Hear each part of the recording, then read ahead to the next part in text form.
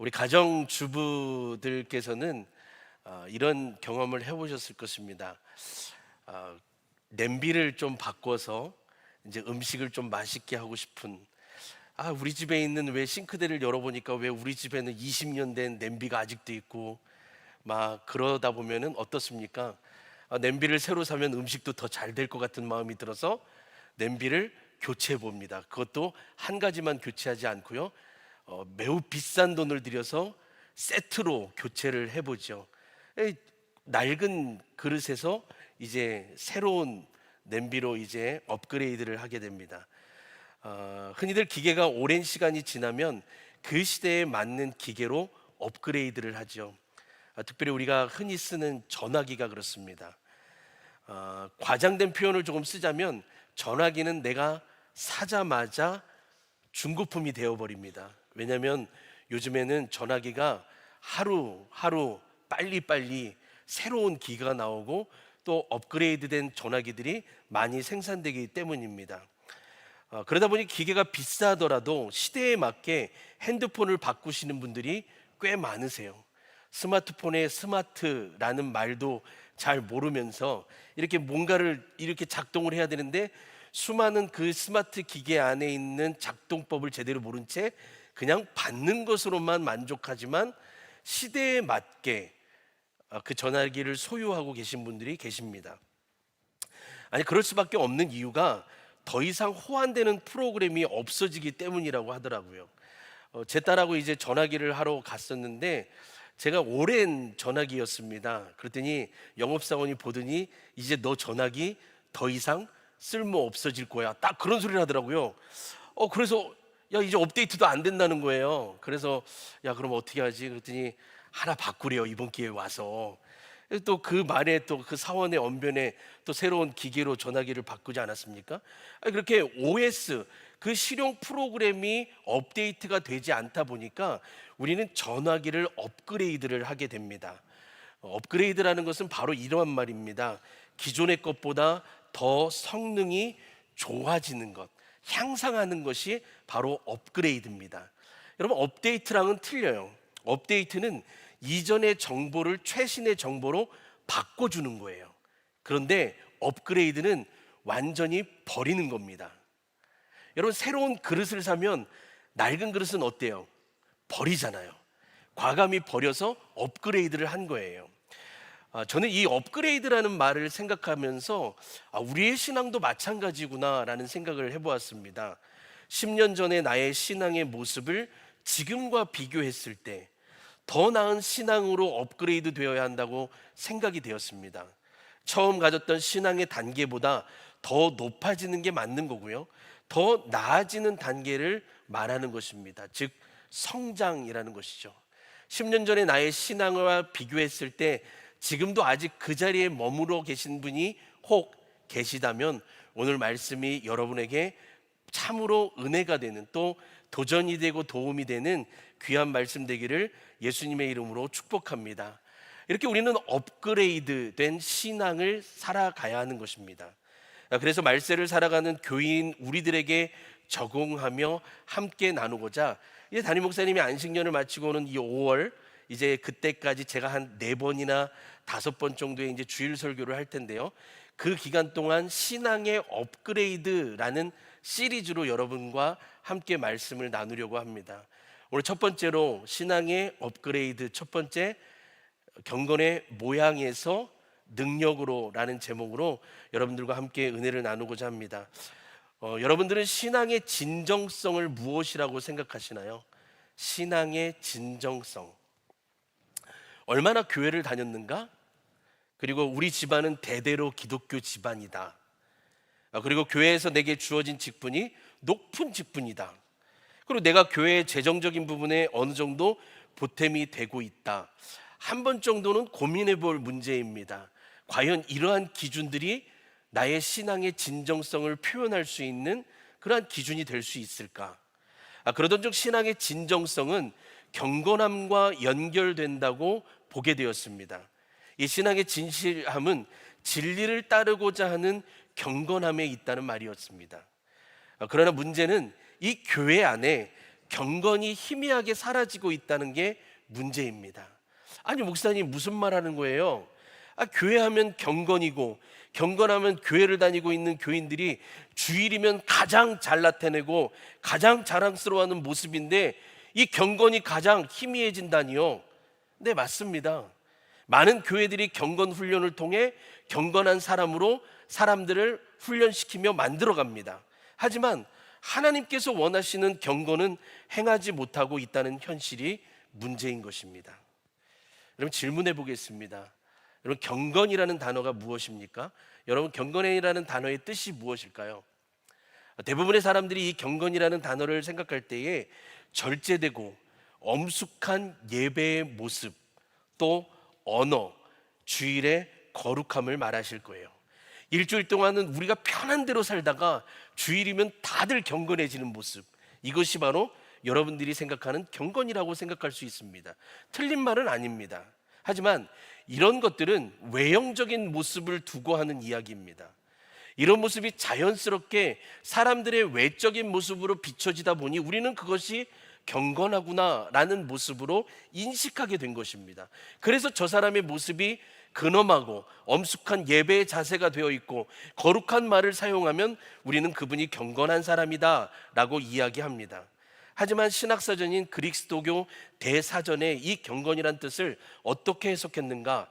이 경건은 외형적이기보다는 하나님과 인간에 대한 내적인 태도라고 의미했습니다. 쉽게 말해 하나님께 대한 진실함을 경건이라고 이야기하는 것입니다.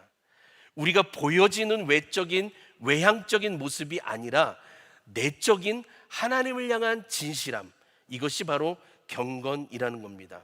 그렇다면 여러분들이 다시 한번 생각해 보면 경건이 희미해지는 게 맞구나라는 생각이 들 거예요. 말로만 하는 경건이 아닌 진실함으로 나타낼 수 있는 경건이 되어야 합니다. 그렇기 때문에 신앙의 진정함은 이 경건의 모습으로부터 드러나게 되는 겁니다. 본문은 이 부분에 대해서 이렇게 선포합니다. 디모데후서 3장 5절의 말씀, 쉬운 성경으로 겉으로는 경건한 척하지만 실상 경건의 능력은 인정하지 않습니다. 우리가 읽은 성경에 경건의 모양은 있으나 경건의 능력은 부인한다 라는 말과 같습니다. 무엇을 말합니까? 신앙의 진정성이 경건한 척하는 모습으로 사라지고 있다는 것입니다. 이 시대가 진실한 경건이 사라지자 다가오는 이 마지막 시대 속의 혼란한 결과를 우리에게 보여주고 있습니다. 교회는 존재하고 그 교회 안에는 성도들이 있지만 실상은 다 경건한 외적인 모습으로만 갖춰진 사람들이 이 교회 안에 또 많은 사람들 중에 있다는 이야기입니다.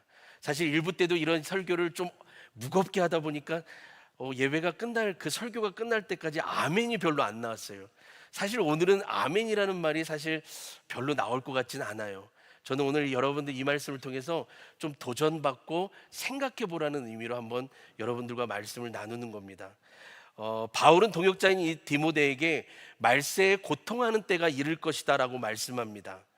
그들은 결국 그 경건의 모양만 내세울 뿐 그 능력은 인정하지 않게 될 것이라고 서신서를 기록했습니다. 바로 디모데후서 3장의 말씀입니다.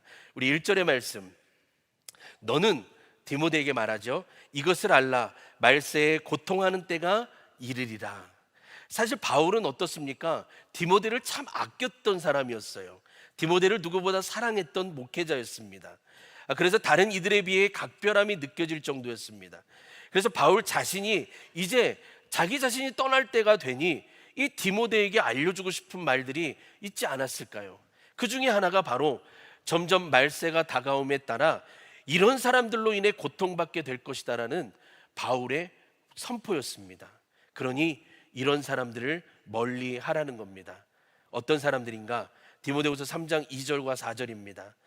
사람들이 자기를 사랑하며 돈을 사랑하며 자랑하며 교만하며 비방하며 부모를 거역하며 감사하지 아니하며 거룩하지 아니하며 무정하며, 이 무정이라는 것은 본능적인 그 사랑이 결여된 사람, 원통함을 풀지 아니하며 앙심을 품은 사람입니다. 모함하며 절제하지 못하며 사나우며 선한 것을 좋아하지 아니하며 배신하며 조급하며 자만하며 쾌락을 사랑하기를 하나님 사랑하는 것보다 더하다. 그리고 13절에 보니까 악한 사람들과 속이는 자들은 더욱 악하여져서 속이기도 하고 속기도 한다라고 말씀하고 있습니다. 여러분, 이 19가지와 13절의 이야기를 볼 때 나와는 왠지 상관없는 것처럼 보이지만 교회 안의 성도와 어우러져 같은 공간과 같은 시간에 우리가 살아가는 인생의 여정에는 누구나가 이런 모습을 갖추고 있다는 것입니다. 여러분들이 오늘 한 번 정도 부딪힐 만한 사람들 중에 한 사람이라는 것이죠. 이것뿐만이 아닙니다.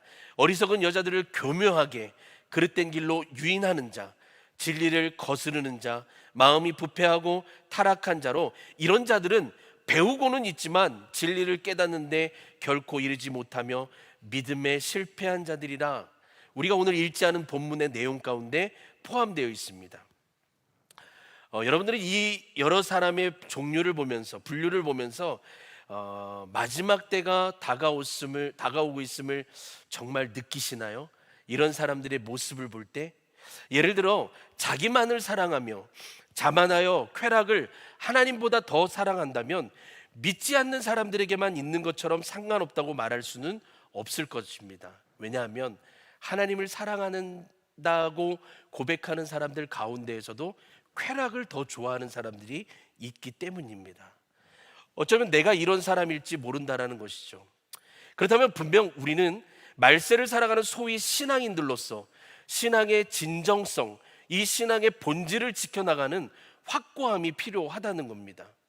10년 전에 내 신앙의 모습이 그대로 지금으로 유지될 수 있는 그런 신앙이 아닌, 이제는 신앙의 업그레이드된 신앙의 모습이라는 거예요. 바로 그것은 참된 경건의 사람으로 살아가야 한다는 것입니다. 경건의 모양만을 추구하며 속빈 공허한 종교인처럼 살아가는 모습은 이제는 그만 멈춰야 하며, 이제는 업그레이드된 능력의 사람, 경건의 능력을 인정하며 그 능력을 소유한 사람이 저와 여러분이 되셔야 하는 것입니다. 그렇다면 예수님 안에서 경건의 능력된 사람으로 살아가고자 하는 이들에게는 어떤 일들이 있으며 그 가운데서 어떻게 우리는 살아가야 할까요? 경건의 모양은 전혀 해당되지 않을 수 있습니다. 그러나 경건의 능력으로 살아가게 된다면 우리에게는 세상의 박해가 있습니다. 딱 이 말을 듣는 순간 외면하시는 분들 분명 계실 것 같아요. 야, 그래도 경건의 모양으로 내가 살아왔지만 이제는 경건의 능력으로 살아가 보자 했는데 첫 번째가 바로 세상에 박해가 있대요. 그래서 뭔가 해보려고 했는데 처음부터 이게 뭔가 뇌리에 꽝 하는 충격이 다가옵니다. 그런데 여러분, 세상은 점점 기독교인을 궁지로 몰아넣고 있다는 거 여러분 경험하시나요? 실제적으로 어떤가요? 공식적인 자리에서는 예수님의 이름으로 기도하는 것이 금지되어 있습니다. 이제는 예수님의 이름이 빠진 기도가 자연스러워진다는 것이죠. 복음을 들고 전도한다는 건 어떻게 보면 옛날 과거에나 했던 모습이었습니다.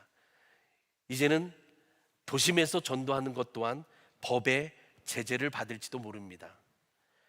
아직은 추측적인 부분일지 모르지만 세상은 그렇게 흘러가고 있다고 보여집니다. 지금까지 우리는 참 편하게 신앙생활을 해왔습니다. 그러나 앞으로는 기독교의 선조들이 흘렸던 가혹함과 그 순교자의 피가 우리에게, 교회와 성도인 우리에게 임할는지 모릅니다. 사도 바울은 어땠습니까? 수많은 고난과 어려움을 겪었습니다. 피할 수 없는 일들을 실제로 받아들이며 수많은 고통과 어려움을 감내하고 참아내야만 했습니다. 왜 그랬습니까? 예수님으로 인한 박해였기 때문이었어요. 그런데도 박해를 받으면서 오히려 선명하게 그는 뒤로 물러서지 아니하고 진리를 오히려 밝히 드러냈고 복음 앞에서 절대로 포기하지 않았습니다. 그래서 그는 사도였습니다. 이 시점에 에베소 교회의 목회자 디모데에게 용기와 격려를 주고자 이 말씀을 선포하는 거예요. 너는 내게 관계된 일들을 잘 알고 있다는 겁니다. 10절과 11절의 말씀. 그러나 그대는 내가 무엇을 믿고 어떤 생활을 하는지 잘 알고 있으며 또한 내가 사는 목적과 믿음과 인내와 사랑과 박해와 고난에 대해서도 잘 알고 있습니다. 안디옥과 이고니온과 루스드라에서 내가 어떤 고초를 겪었는지, 내가 어떤 박해를 견뎠는지 그대는 잘 알고 있습니다. 실제로 디모데는 바울의 이런 어려움을 겪은 것에 대하여 알고 있었습니다. 그가 겪은 고통, 고난의 그 신앙의 여정, 복음의 여정이 얼마나 고통스럽고 힘겨운 일인가는 누구보다 이 옆에서 지켜보고 있던 디모데도 알고 있었습니다. 이런 상황 속에서 바울은 이 상황을 견딜 수 있었던 것은 오직 주님께서 그 고난 속에서 나를 건져주셨다라는 그 확신의 말씀을 통하여 디모데인, 이제 앞으로 그 복음의 여정, 자기 자신과 똑같은 길을 걸어갈 그 여정을 통하여 견디고 이겨내라는 그러한 위로와 견면의 말씀으로 이 말씀을 하고 있는 것입니다. 11절의 말씀, 나머지 부분, 주님께서는 그 모든 박해에서 나를 건져내 주셨습니다. 사도 바울은 건져내 주실 주님을 신뢰한 거예요. 예수님 때문에 겪는 박해는 견딜 수 있었던 것이 주님이 이 고난과 박해 속에서 자기 자신을 건져주실 분이라는 그 신뢰와 확신이 있었기 때문에 그는 포기하지 않은 겁니다.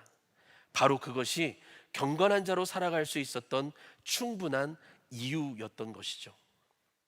사도 바울은 그래서 복음 증거하는 일을 멈추지 않은 겁니다. 아니, 더 직선적으로 이야기한다면 그는 멈출 수 없었던 겁니다. 왜요? 어떤 이유 때문인가요? 12절의 말씀, 무릇 그리스도 예수님 안에서 경건하게 살고자 하는 자는 박해를 받으리라. 자기 자신이 하나님을 통해서 예수 그리스도 안에서 경건하게 살아가고자 하기 때문에 이 박해가 자기 자신에게 온다는 것을 분명히 알고 확신했기 때문에 그는 그 어떤 고통도 어려움도 견딜 수 있었던 겁니다.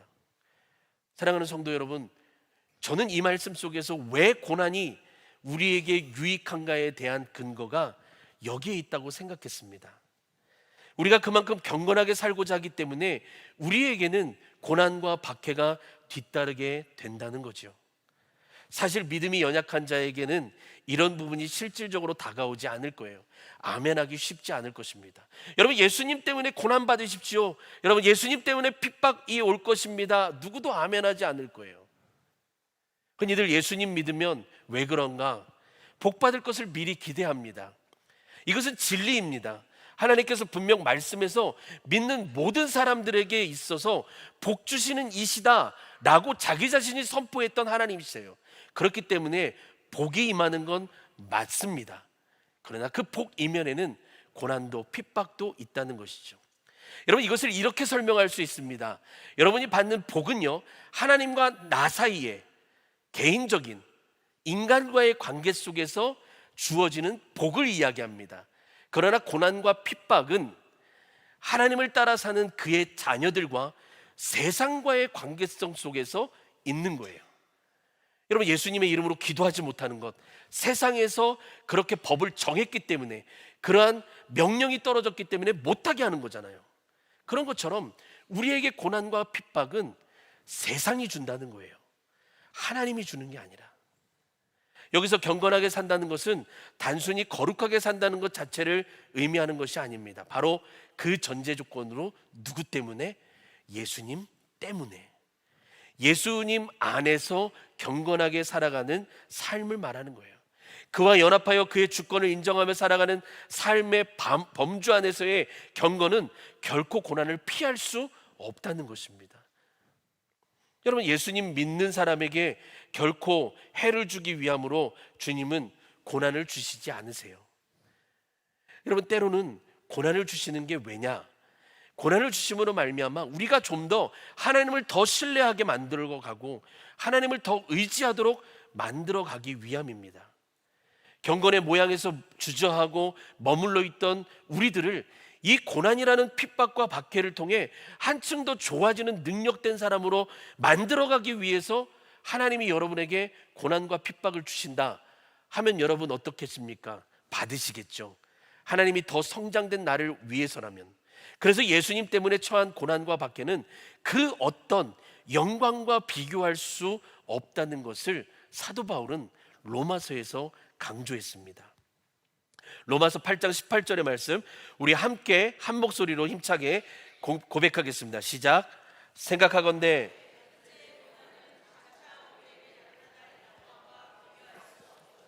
아멘. 여러분 믿으십니까? 여러분, 세상에서 우리가 부귀영화 누리며 살아간다 할지라도 그것이 우리가 받을 상급이 절대 아닙니다. 예수님 안에서 받을 수밖에 없는 고난과 핍박이야말로 그 세상과 견주어 볼 때 그 어떤 영광과도 비교할 수 없는 그런 아름다운 영광이라는 거예요. 그래서 우리는 그 고난이 있더라도 주님 앞에 감사함으로 받을 수 있는 거겠죠. 여러분에게 많은 신앙의 여정 속에서 고난과 핍박이 있다고 생각하시나요? 왜 예수님 잘 믿고 있는데 하시면서 하나님을 원망하며 분노하신 것은 아닙니까?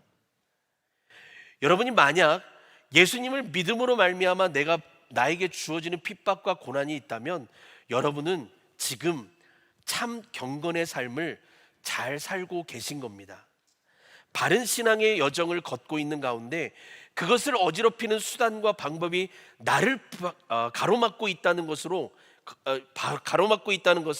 역으로 내가 지금 그리스도 예수님 안에서 경건의 삶을 진실되게 살아가려고 노력하고 있다는 것으로 생각하시면 됩니다. 여러분, 그렇다면 여러분에게 주어진 그 고난의 삶은 여러분이 참 경건의 삶을 살아가고 있다는 증거가 되는 것입니다.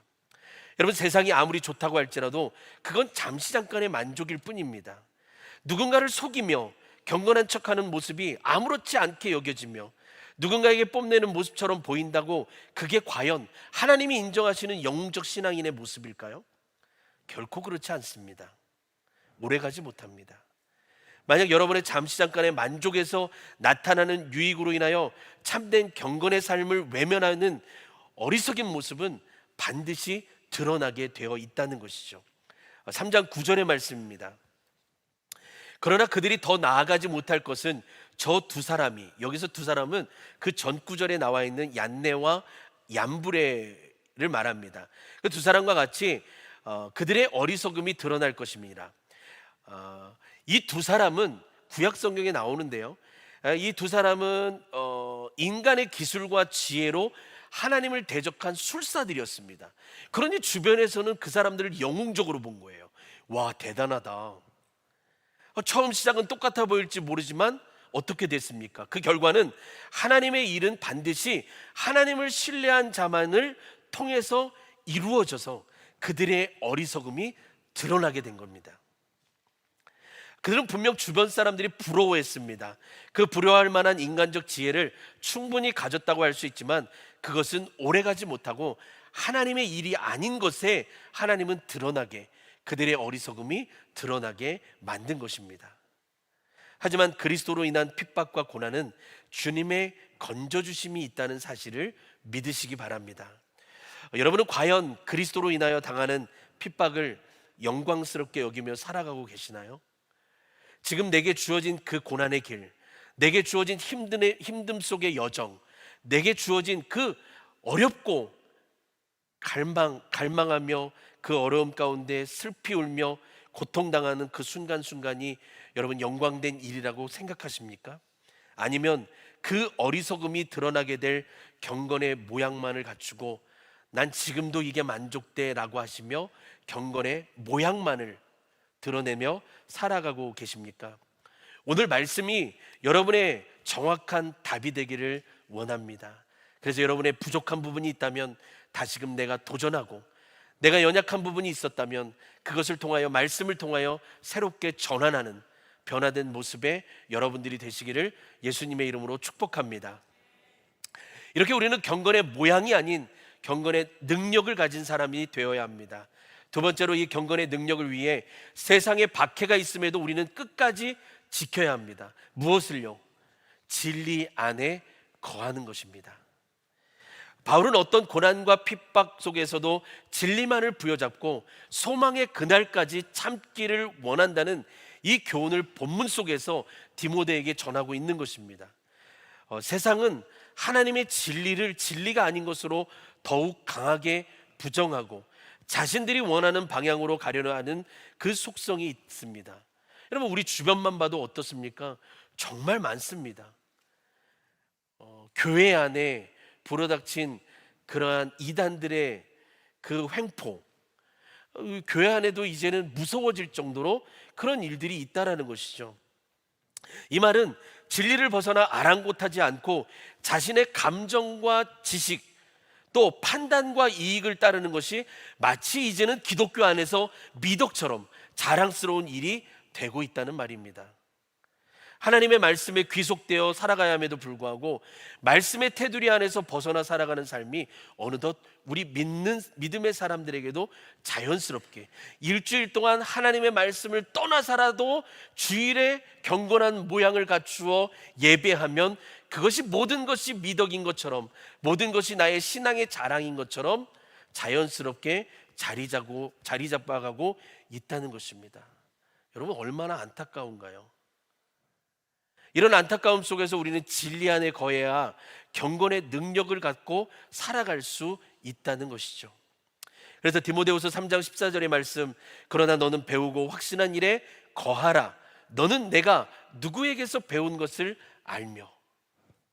여기서 거한다는 말은 무엇입니까? 즉 그곳에 있으라는 거예요. 너희들이 배우고 확신한 일, 거기를 떠나지 말라라는 거예요. 너희가 있어야 할 그 자리에 계속 있으라는 것이죠. 여러분, 기차나 버스, 비행기 정해진 루트를 가야만 합니다. 그 노선을 벗어나면 어떤가요? 사고가 날 수 있습니다. 비행기는 특별히 관제탑에서 몇 피트로 가라 했는데 조금만 오류가 나도 대형 사고가 일어납니다. 불안과 위기가 찾아오고 맙니다. 조금만 루트를 벗어나면. 상상만 하면 어떻습니까? 매우 끔찍합니다. 여러분, 비행기는, 자동차는 앞을 볼 수 있지만 비행기는 앞을 보질 못하잖아요. 그래서 조금만 흔들리면 어떻습니까? 아이고 무서워하고 정말 공포스럽잖아요. 이렇게 눈에 보이는 이런 상황은 심각하게 받아들이면서 왜 우리가 경건의 사람이 하나님의 말씀을 벗어나 살아간다는 게 왜 아무렇지 않다고 생각하는 걸까요? 결코 그럴 수는 없습니다. 경건의 사람들도 마찬가지예요. 하나님의 말씀을 벗어나면 안정감을 누리기가 쉽지 않아요. 여러분, 하나님의 말씀을 벗어나면 여러분에게 불안감이 있어야 될 정상입니다. 하나님의 말씀을 벗어나면 무서움이 와야 정상인 거예요. 왜요? 우리는 하나님의 말씀을 부여잡고 살아가야지 그 무서움과 두려움과 공포가 떨쳐지기 때문입니다. 그런데 하나님의 말씀을 벗어나면 우리는 그 공포를 이길 수가 없습니다. 그 무서움을 이길 수가 없어요. 공포와 두려움, 떨림을 매일 갖고 살아가게 될 것입니다. 왜 경건의 모양만 덩그러니 남아있는 걸까? 라는 이 질문에 하나님의 말씀이 있어야 할 경건의 깊이가 빠져있기 때문은 아닌가? 라는 답을 해보았습니다. 그래서 겉모양만 화려한 거예요. 말씀이 빠져버린 경건이다 보니 능력이 인정되지 않는 겁니다. 여러분, 말씀의 주관자이신 하나님께서 능력이신데 어떻게 그분을 의지하지 않고서 어떻게 능력이 나가며 어떻게 능력을 바랄 수 있겠냐는 것이죠. 어떻게 능력을 기대할 수 있겠냐는 것이죠. 사랑하는 여러분, 진리 안에 거하는 여러분들 되시기를 예수님의 이름으로 축복합니다. 하나님의 말씀에 벗어나지 않는, 거짓과 속임수가 난무하는 세상 속에서 살 수 있는 유일함은요, 진리, 하나님의 말씀 안에 거하는 우리의 삶인 것입니다. 진리 안에서 거할 수 있음은 진리의 성령님이신 그분의 영감을 받아 기록된 하나님의 말씀 안에 있는 거예요. 참된 진리가 무엇인지, 잘못된 길을 가는 우리들을 책망해서라도 바르게 잡아주고 의에 훈련할 수 있는 유익함이 바로 우리가 보는 이 성경 안에 있다는 얘기죠. 디모데후서 3장 16절의 말씀, 성경의 모든 책들은 하나님의 영감을 받아 기록된 것으로 참된 진리가 무엇인지 가르치고 책망을 통해 잘못을 바로잡게 하고 또 의로서 훈련시키기에 아주 유익한 책입니다.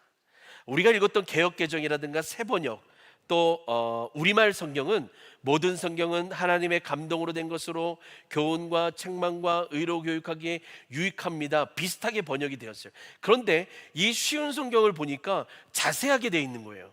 성경의 모든 책들은 하나님의 영감, 즉 성령님을 받아 기록된 것으로 참된 진리가 무엇인지 가르쳐주고, 책망을 통해 잘못을 바로잡게 하고, 또 의로서 훈련시키기에 아주 유익한 책입니다. 자, 그만큼 성경은 진리의 성령님 안에 거하게 하는 유일함을 완벽하게 채워가고 있음을 밝혀주는 겁니다. 여러분, 성경은요, 하나님의 영감을 받아 기록된 것입니다. 그러니 누구도 이 기록을 판단할 수 없으며 누구도 이 기록을 왜곡할 수 없다는 것이죠. 영국의 시인이며 평론가인 클로에 리지는 성경이 성령님의 영감으로 써 있음을 나는 확실히 알 수 있다. 왜냐하면 성경은 내가 해결할 수 없었던 삶의 문제를 명확하게 해결해 주었고, 헤어날 수 없었던 사망의 골짜기까지 찾아와서 나를 구원해 주었기 때문이다. 여러분, 하나님의 말씀은 여러분이 구원에 이르게 하는 지혜가 있는 거예요. 주의 말씀을 통하여서 죽음에서 생명으로 바뀐 우리의 인생이 거듭난 겁니다. 바로 성경 안에서요. 그런데 이렇게 성경 말씀의 유익함을 알면서도 그 진리 안에 벗어나면 어떻게 되는가? 여러분, 아담과 하와가 하나님의 말씀을 듣지 않고 오히려 사탄 마귀의 말을 들었을 때 온 인류가 어떻게 되었습니까? 온 인류 안에 죄가 들어왔습니다. 태어나서 죄에 대해서 아무것도 모르는 그 갓난쟁이 아이에게도 원죄라는 것이 주어졌습니다. 왜요? 아담과 하와가 하나님의 말씀을 듣지 않고 온 인류에게 죄로 물들게 했기 때문입니다.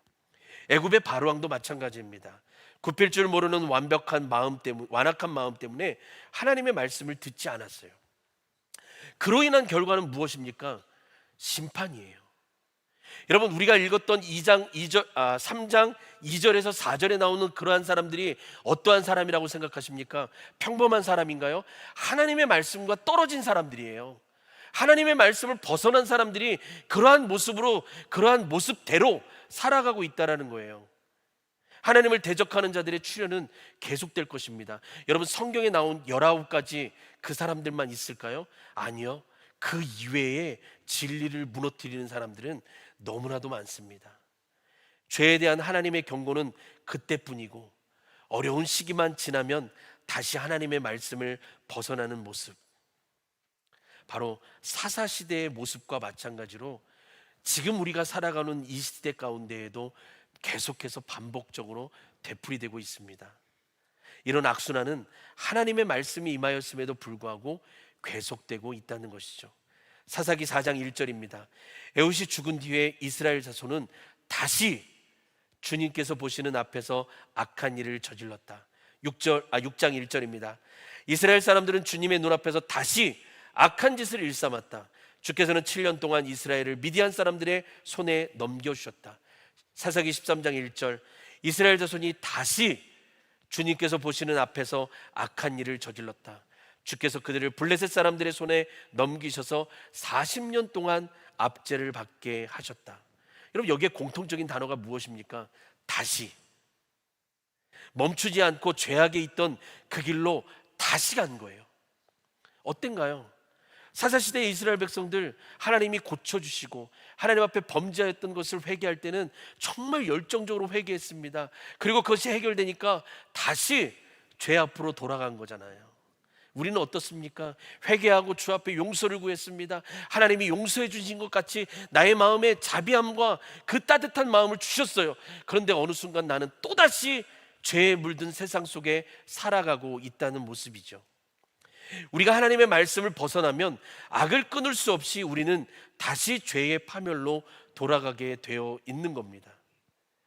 경건의 모양은 얼마든지 드러나게 꾸밀 수 있지만 내 안의 삶의 변화, 내 안의 전 인격적인 변화는 이룰 수가 없는 것입니다.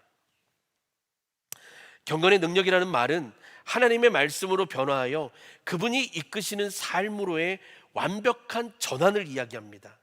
이제는 세상 것이 아닌 내 안에 그리스도가 계심으로 말미암아 그리스도의 참된 삶을 살아가는 그 모습. 하지만 모양은 죄를 가지고 있는 자, 하나님의 말씀을 거역하는 누구라도 가질 수 있는 모습이에요. 여러분, 신천지가 신천지라고 간판을 써놓고 교회에 들어오지 않습니다. 그들도 경건한 모양으로 들어와요. 누구도 모릅니다. 경건한 모양으로 들어왔기 때문에. 그러나 그들은 하나님의 말씀이 아니기 때문에 경건의 능력을 나타낼 순 없는 것입니다. 마찬가지예요. 우리도 경건의 모양으로는 얼마든지 경건의 모습을 보일 수 있지만 경건의 능력이 있는 자가 되어야 하는 것입니다. 우리는 우리의 신앙이 이제는 경건의 모양에서 능력으로, 이제는 모양은 버려버리고 이제는 능력으로 업그레이드하는 저와 여러분들의 신앙이 되기를 예수님의 이름으로 축복합니다. 말씀을 정리하고자 합니다. 세상은 분명 하나님과 하나님의 자녀로 살아가는 경건한 자들을 갈라놓기 위하여 어떤 수단과 방법을 가리지 않고 핍박하며 방해하며 유혹할 것입니다. 여러분이 교회에 오는 길에 갑자기 안 하던 공사를 할 수도 있고요, 갑자기 안 오던 사람이 어떤 문제로 전화를 할 수도 있고요, 여러 가지 방해와 유혹이 있을 것입니다. 그것이 때로는 폭력으로, 그것이 때로는 정신적으로, 그것이 때로는 심리적으로, 육체적으로 말입니다. 앞으로도 마귀들은 하나님을 믿는 믿음의 백성들을 인정하지 않을 겁니다. 하지만 진실한 경건의 사람은 그 상황 가운데서도 뒤로 물러서지 않고 그 핍박을 끝까지 견딘다는 사실입니다. 오히려 진리, 즉 성령님의 검, 하나님의 말씀을 무기 삼아 아닌 것에 대하여 과감하게 노라고 이야기할 줄 아는 그리스도인의 자리에 여러분들은 분명히 앉아 계실 것입니다. 경건의 능력을 갖추기란 말처럼 쉽지 않고 단련을 필요로 할 것입니다. 모양으로서가 아닌 능력이기 때문에 그래요. 그렇다면 우리는 끊임없는 영적 훈련을 게을리하지 말아야 합니다. 바울이요, 디모데전서에서 디모데에게 이렇게 말했습니다. 4장 7절의 말씀, 우리 한 목소리로 함께 읽을까요? 시작. 사람들이 꾸며낸 온갖 저속하고 헛된 신화들을 멀리 하십시오. 다만 그대는 경건에 이르도록 영적 훈련을 게을리하지 마십시오. 아멘. 여러분, 경건의 모양은 훈련이 필요 없습니다. 누구든지 경건의 모양은 나타낼 수 있어요. 그러나 경건의 능력은 영적 훈련을 게을리해서는 결코 안 된다는 것입니다. 사랑하는 성도 여러분, 여러분의 신앙은 안녕하십니까? 편안하신가요? 아니면 계속되는 영적 훈련이 내 안에, 내 삶에, 내 가정 안에 끊이지 않는 지속성으로 연속적으로 일어나고 있나요? 늘 하던 대로 익숙한 습성으로 하는 신앙생활의 머무름이 아니라 이제는 하나하나 신앙의 업그레이드를 통하여서 사람들의 헛된 신화에 여러분의 빼앗길 수 없는 참 경건의 신앙, 그 신앙을 세상의 헛된 신화에 빼앗기지 마시고 이제는 주님이 주신 그 말씀의 훈련과 경건의 삶을 통하여 이제는 주님 안에서, 예수 그리스도 안에서, 진리 안에서 세상 속에서 오는 그 박해일지라도 끝까지 견디며 살아가시는 저와 여러분들 되시기를 예수님의 이름으로 축복합니다.